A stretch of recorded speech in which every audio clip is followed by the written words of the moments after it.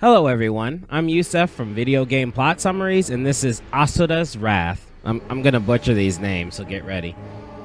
An over-the-top, testosterone-fueled, punch-you-in-the-face game submerged in controversy. Just in case you didn't know, Asura's Wrath was one of the first games that drew the customer's wrath when they found out that the true ending of the game was locked away in downloadable content or DLC. The story changes in the DLC though, and I will talk about it at the end. So without further blah blah blahing, here is Asura's Wrath. The game opens with Asura fighting a bunch of monsters, called the Goma, coming out of the earth with his comrades, the 8 Guardian Generals, which includes him, the Buddha-like Wyzen, Asura's teacher, Augus, his rival, Yasha, Sergei, who is just an asshole, Kalrow, the strategist, Olga, the first general, and Deus, the commander. I hope you got all that. With them is the Emperor of Shingoku, Strata, the priestess and Asura's daughter, Mithra, and the Shingoku army with a huge warship called the Karma Fortress. Even though the generals are not really losing, Deus commands use of the Brahmastra, which is a huge cannon on the Karma Fortress. The Brahmastra lets loose, fires into the earth, and Vlitra appears. It's friggin' huge! So, stories like this are always fun to figure out who the bad guy is. If the bad guy is a bunch of demons that just happen to show up and everyone fights them but it never explains why they are fighting, then I instantly become interested in the bad monster's motivations. If the story doesn't give me that, I get a little disappointed. In this case, the generals seem to be protecting the Earth. However, they are the ones attacking from space. The monsters are actually coming from Earth, which automatically piques my interest. Anyway, once Vlitra appears, Asura, Yasha, and Augus race to get to it. Augus gets held back, leaving Asura and Yasha to fight it out. Vlitra launches a counteroffensive that busts up both the army and Asura and Yasha. Mithra sees her father is KO'd and prays about it, which gives all the generals a boost in power. Asura goes above 9,000 and delivers a finishing beast mode blow to Vlitra to end the battle. Asura is slightly irritated because this doesn't kill Vlitra, but Yasha lets him know that Vlitra is unkillable. All they can do is stop it every time it appears. Afterwards, Asura returns to his wife, Durga, and his daughter, Mithra, from before, but doesn't really have a chance to say anything before he is summoned by the Emperor. The Emperor is all alone when Asura enters. Asura kneels only to have the Emperor fall dead into his arms, bloody and dead.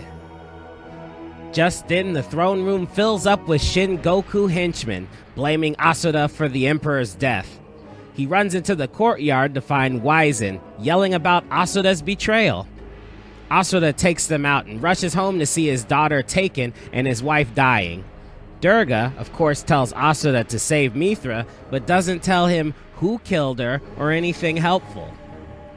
It's okay because Asura knows exactly where to go. So Asura confronts the 8 or 7 Guardian Generals to save Mithra, but instead, Deus zaps the crap out of him and explains that he has decided to save the world and Mithra is part of his plan. He then drops Asura off the spaceship to fall from the ozone layer to the ground in a fiery mess. After that, the Guardians told the population a story about how Asura betrayed everyone and killed the Emperor. That is, until the 7 generals, now known as the 7 Deities, stopped him. During those hundreds of years, Asura caught a pillar in Naraka, which is the Hindu word for hell. Asura had been asleep, but he was finally wakened by the sound of a crying baby. A golden spider tells Asura to start climbing while he tries to remember who in the Naraka he is. After a convenient flashback, Asura remembers and goes flying up the pillar and out of Naraka.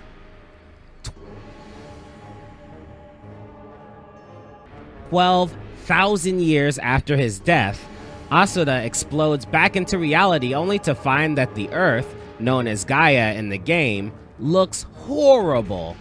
Deus is doing a really crappy job.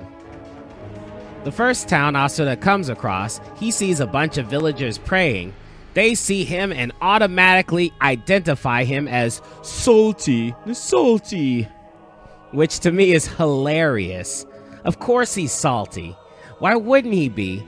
Also, how would they recognize him? He looks nothing like he does in that history lesson from earlier.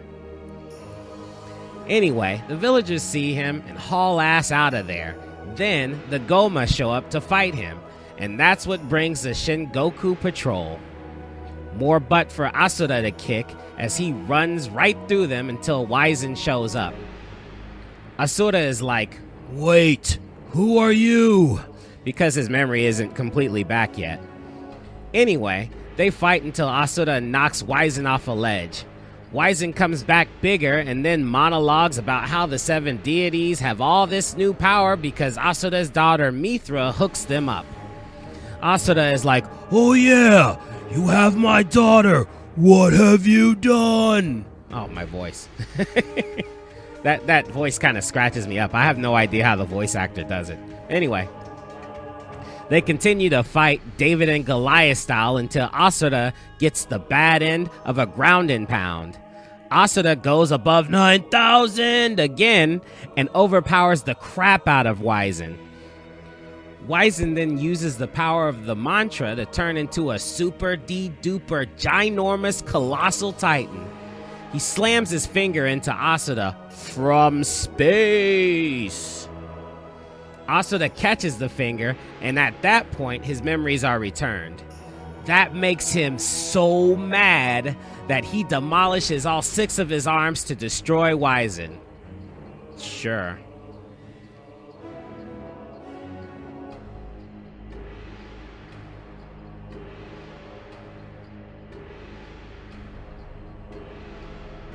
So now that he's spent and armless, his rival Yasha shows up. One thing that irritates me is that all the damn deities seem to miss the point that they kidnapped Asura's daughter.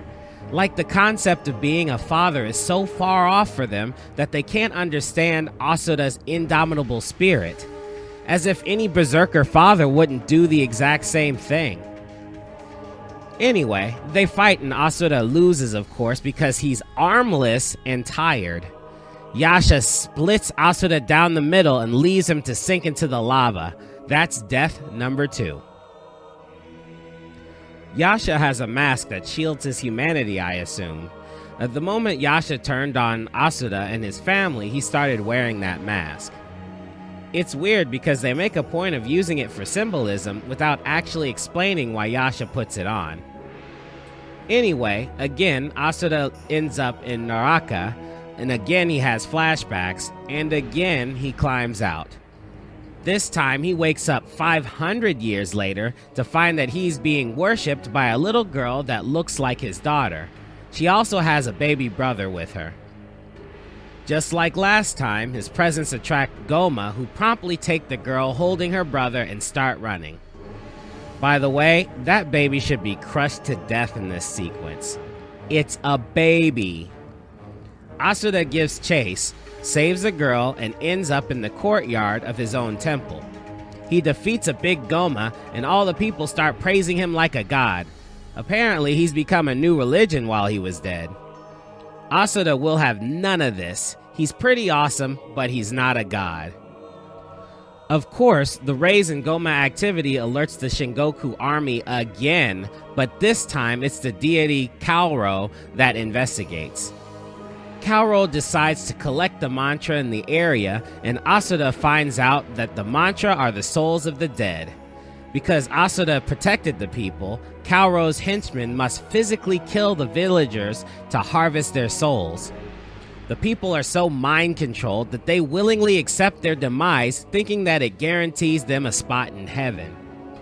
Asura tries to give Kalrow a knuckle sandwich, but it's a hologram. He's still on a ship somewhere. Jeez, not only does he not use his legs by rolling around on a Segway staff, but he doesn't even put the wheels on land. Anyway, the girl is yelling at her mother to get up and run, but her mom is following the rules. Asura saves them and demolishes the Shingoku forces.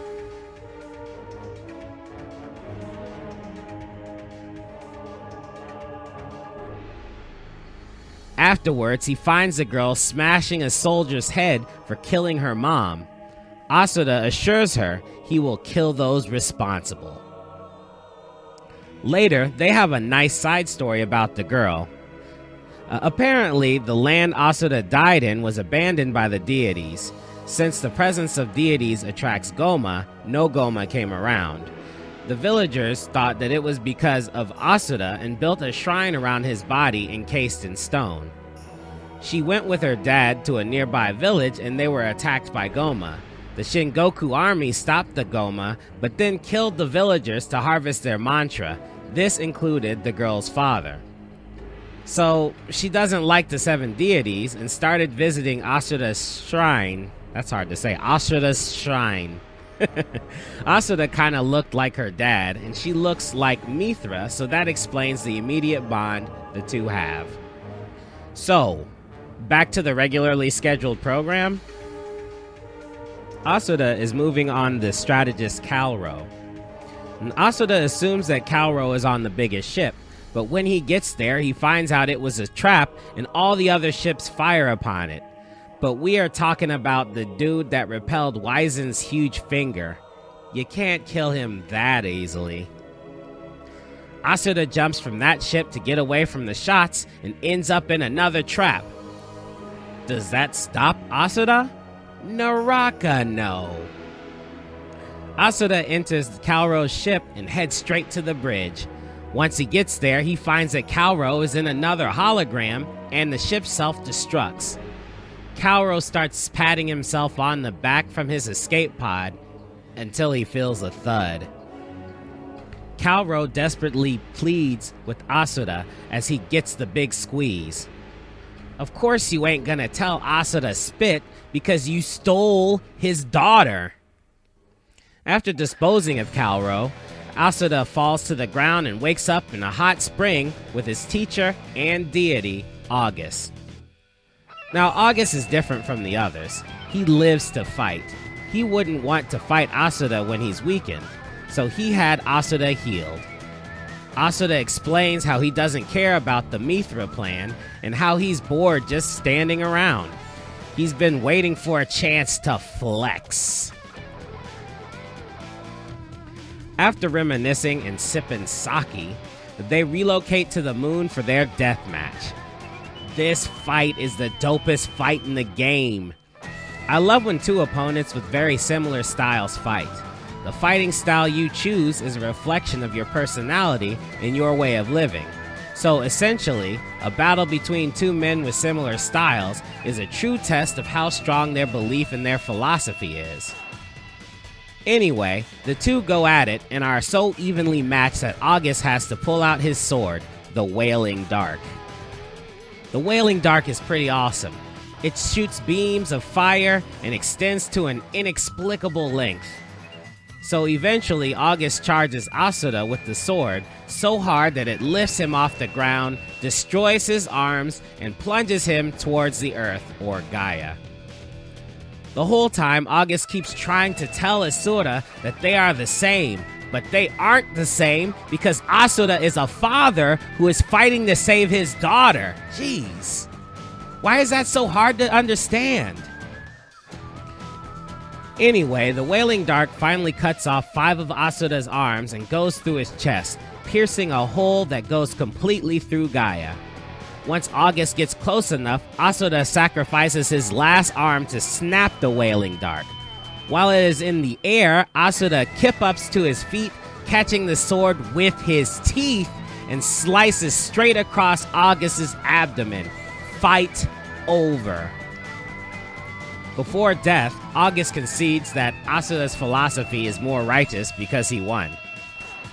Afterwards, Asura sees a huge Goma that was attracted from the magnitude of their battle. Asura grabs the Wailing Dark and charges headfirst and armless into the battle. A big explosion happens and Asura dies again. That's number 3. The girl stays with Asura for a few days, and when he comes back, he didn't get his arms back. No matter, she has found a village where he can recuperate. Once they arrive, the villagers recognize him as the deity that destroyed that huge Goma and immediately start to praise him. The girl tries to tell them he's not like that, but before that can happen, Augus shows up and starts carpet bombing the village. What the fick?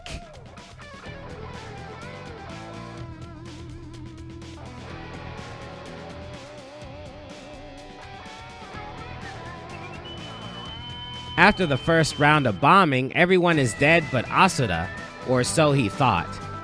The girl managed to stay alive and saved one boy villager. She runs toward Asura for protection, but that bitch Olga launches another volley of bombs and kills her right in front of Asura's face.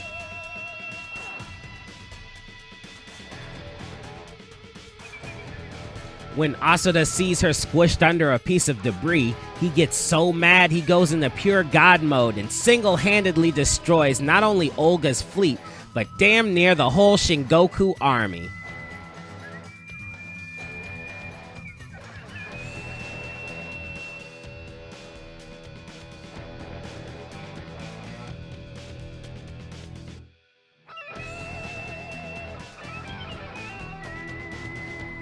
Elsewhere, Yasha is watching the whole thing and wondering how Asura is acquiring his power and why he continues to fight. It's not like they kidnapped Asura's daughter Mithra, killed his wife, and then killed the girl who was following him around that looked like Mithra. To be fair, that they probably didn't know the last one. So, Olga is so scared, she calls upon the Brahmastra. She's ready to send Asura to oblivion. Yasha opposes this because they were harvesting mantra in preparation of the next coming of Vlitra, and not to be wasted on Asura. Olga blows him off and starts the countdown, but Yasha will not be blown or ignored. You know what I mean. He resolves to stop the karma cannon before the countdown is over.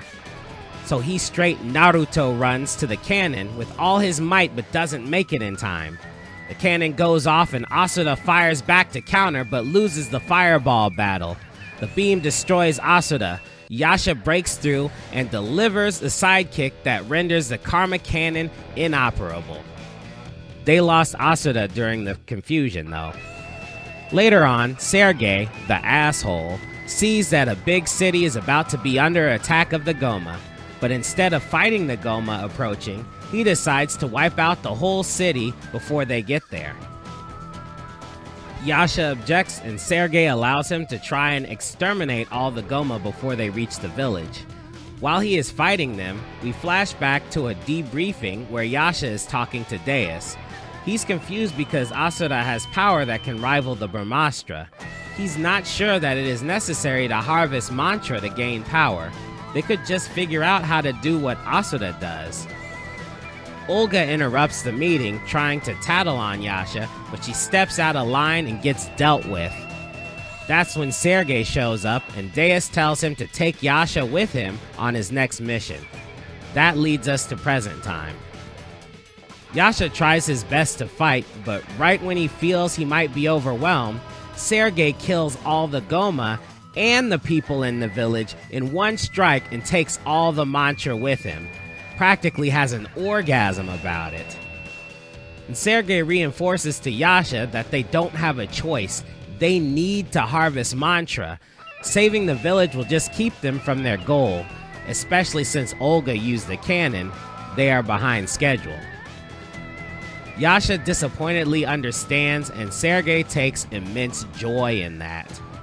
But that doesn't happen long, because right then, Sergei's ship explodes and Asura lands right in front of Sergei and rips right through him.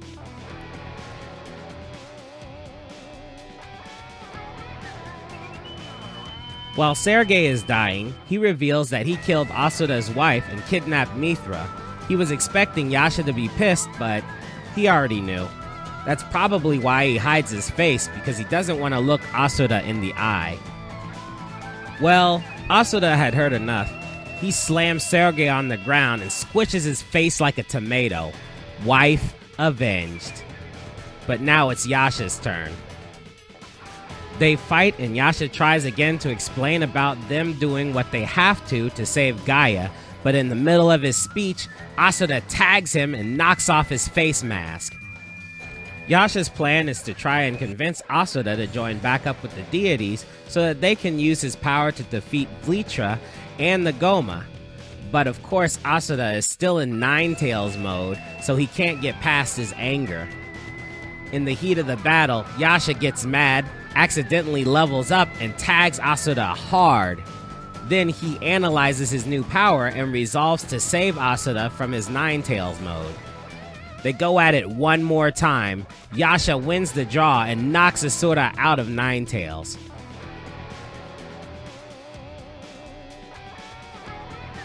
Yasha tells Asura to rest and heads to Deus's floating fortress. After his rest, Asura heads directly to the fortress to confront Deus as well. He gets to the throne room just in time to see Yasha get knocked through the door. Deus comes out after talking smack. Asura gets so pissed he rushes in to fight, but remembers he needs to save his daughter. "Where's Mithra?" he says right as Yasha kicks him into the next room. They argue about who is going to fight Deus, but they both do, which is a good thing because Deus is pretty badass. Asura and Yasha defeat Deus, but Deus frees himself and ascends into the Brahmastra, transforming it into Sakra Devanam Indra Deus? These names, man. Asura and Yasha follow on Yasha's bike, destroying more spaceships and heading to the center where Deus and Mithra are. They finally get there and Mithra is tied up. Asura reaches to save her, but Deus intercepts. He tells Asura and Yasha that the true enemy of the deities is the will of the planet. That would explain why the Goma show up anytime the deities touch down on Earth, and why the deities live in space and have to attack Gaia to stop the Goma. The planet doesn't want them there. Anyway, Deus is on that Mithra juice, and he has nunchaku, so let's fight! It's a pretty ill fight. Right when it looks like the two have Deus beat, he counters with a blast that cleans their clocks. I'm talking about the hands, face, and all of the gears.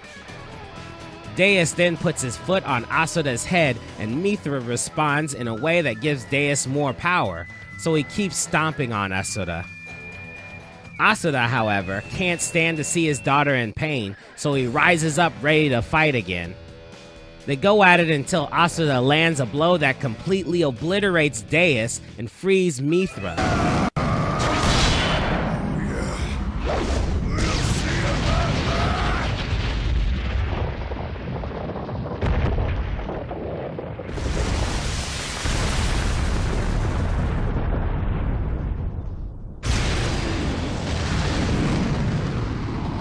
That was pretty ill. I don't think I've ever seen it done like that.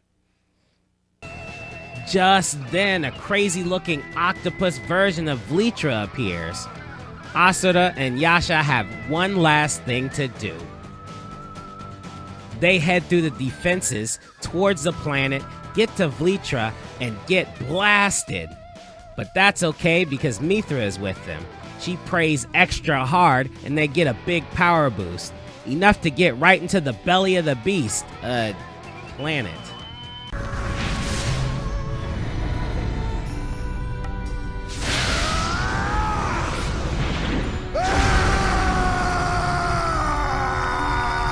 Okay. Once there, Asura, of course, punches it and awakens the Vlitra core. Dude, there are so many final bosses in this game. Well, that's it for the original story. So here's the ending. It's a long one.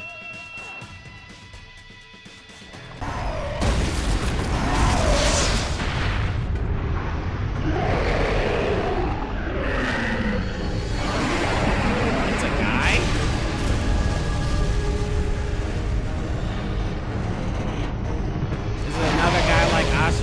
couldn't keep his anger together? It looks like it. Asura from the future. What is that?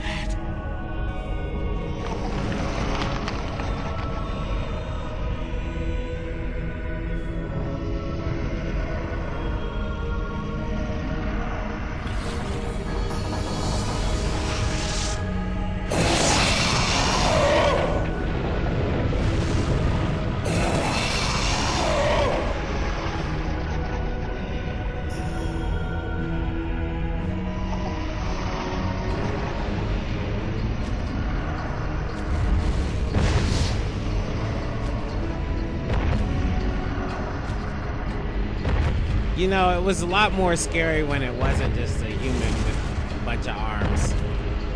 Terrible fury. Strange, isn't it?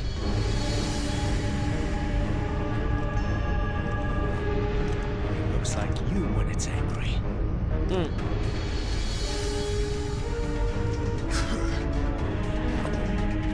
But is it as strong?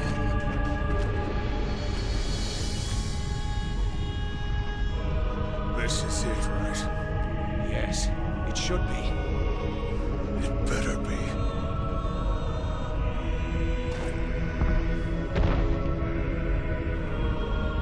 Let's finish this!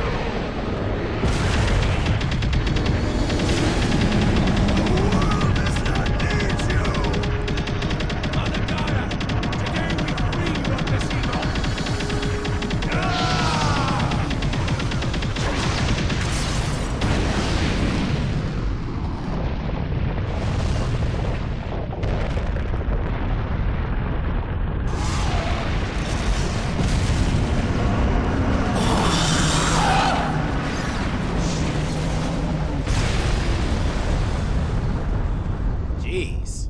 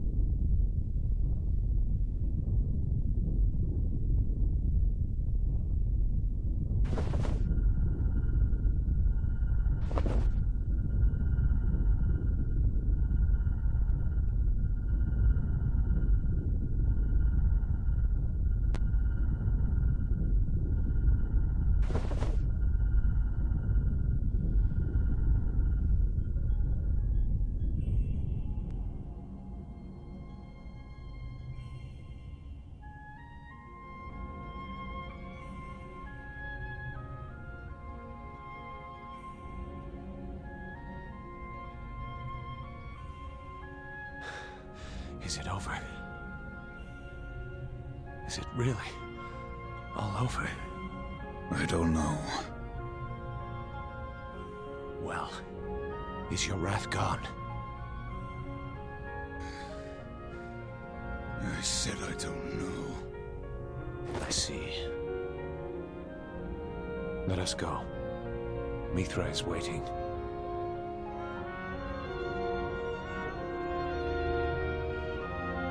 All right.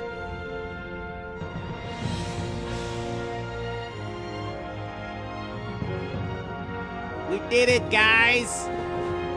That was a lot of button mashing there. Just Telltale Games presents Asura's Wrath. Mithra. Mother.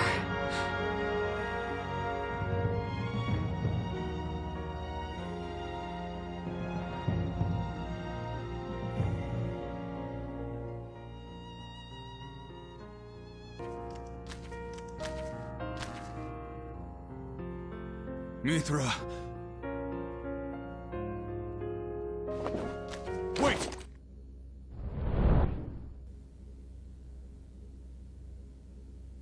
So you made it back, Olga. both of you.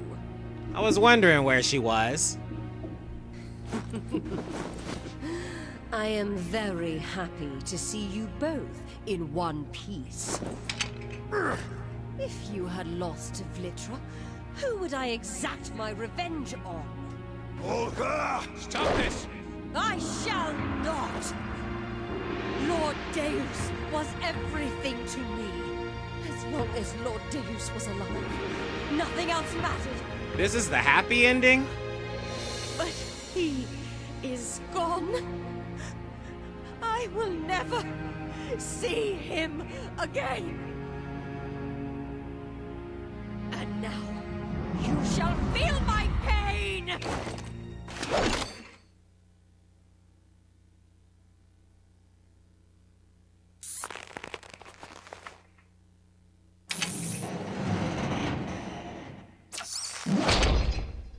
I do not think so. You shall not destroy my precious vessel. Oh, I know who he is now. Okay. That makes a lot of sense. Olga? You...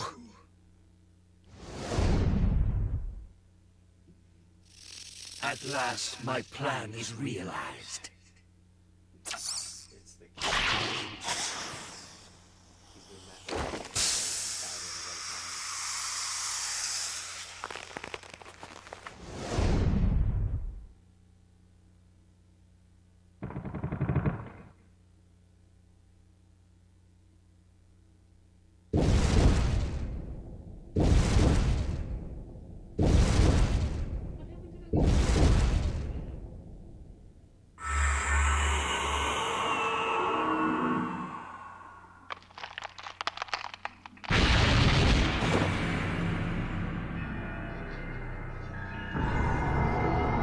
Did all that to make her blonde? Can I trade her back in for the brunette? The true God, the embodiment of the wheel of life, the spinner of all mantra.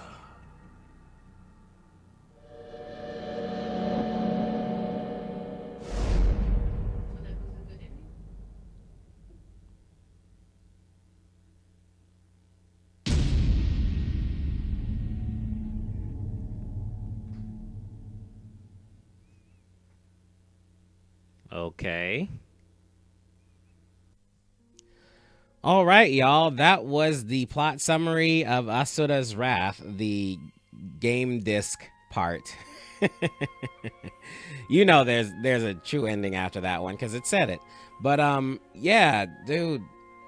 A lot of people gave this game crap for having the true ending somewhere else, but dang, this game, like when I played it again, knowing that there was a true ending, I thought it was going to be shorter in my head, but it wasn't as short as I thought it was going to be. It was a lot longer. And this plot summary took me about, 25 minutes, as you can tell by the tape. Well, you can't tell by the tape because you saw the ending. But yeah, it took about 25 minutes, which is, around the same time that it takes for most fully featured games to tell me their plot. You know what I mean? So, a game like this that didn't have that much filler, even though it did have filler, did end up taking the rightful amount of time for a story to progress. If that's any sort of consolation for anybody who's bought the game and had to pay extra for the DLC. And with that, I'm willing to believe that the DLC was, they just started on Asura's Wrath 2, and then they were like, nah, forget it. And then they just kind of like put that cliffhanger at the end so they could get a little bit of money out of whatever it was that they had gone into, like about halfway. I mean, because you could, yeah, for sure. Anyway, dude, I called that stuff with Olga like halfway through. And I'm like a little weirded out that they thought that somehow you were going to forget that there was some sort of big-breasted blonde girl in the middle of the story that wasn't accounted for. So Asura is gonna kill every dude that's available, and then a woman just gets smacked onto the wall and nobody gives a shit about her after that. That is so weird.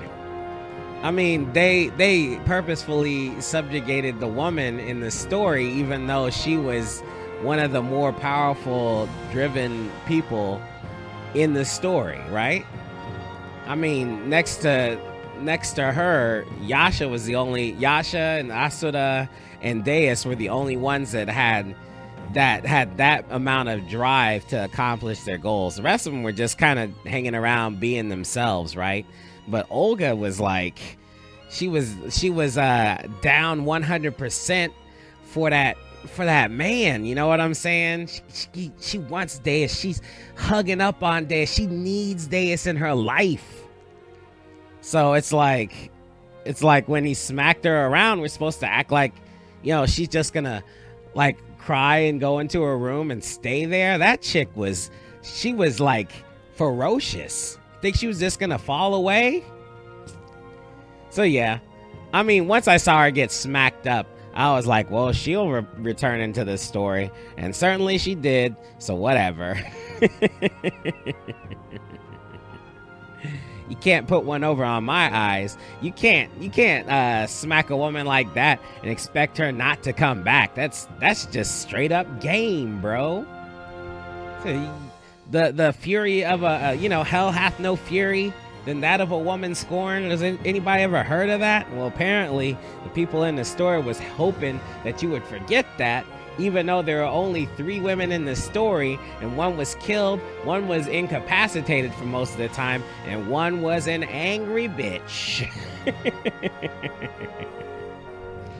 Other than that, I thought the story was dope. I mean, the ways in which they went over the top with Asura just made my day. Like, oh, it was crazy. I didn't know how far they were gonna go. I mean, they did get to a point where it wasn't surprising, but yo, when Asura had to punch Wyzen's finger, and they kind of switched the animation to being more hand-drawn backgrounds and cartoony type anime stuff instead of like using real models and things like that, I thought that was dope.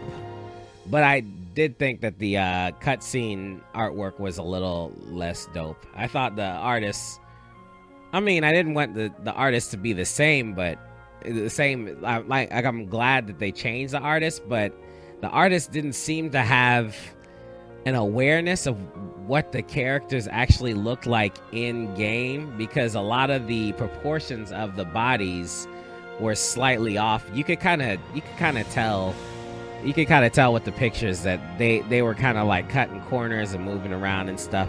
Maybe they were just regular artist guys on the staff, and they were just like, you need to get this shit done immediately. And with all the shit that was going on with everybody's outfit, they were just like churning that stuff out as fast as possible. Or, you know, they were actual good artists that people actually care about, and I don't know what the hell I'm talking about. Either way, that one was very pleasing to me, and I know the next one will be all right. And I already wrote the script for it, so we'll see when I pull that one out. All right, please leave in the comments what you think about the story up to now, whether or not they could have just kind of ended that story and you would have been satisfied on it, and yeah, because you wouldn't have known that there was a true ending unless you went that extra mile and tried to complete all the objectives to get the true ending to happen. So if you didn't do that and nobody told you, would you have been okay with the way the story ended at that point? Or would you have been like me and been like, what about that angry bitch though? Anyway, that's about 30 minutes. You guys are more than 30 minutes if you add the scenes. That's 30 minutes of me talking. So let me go ahead and let you guys free, and I will see you on the next Asura's Wrath DLC. Peace.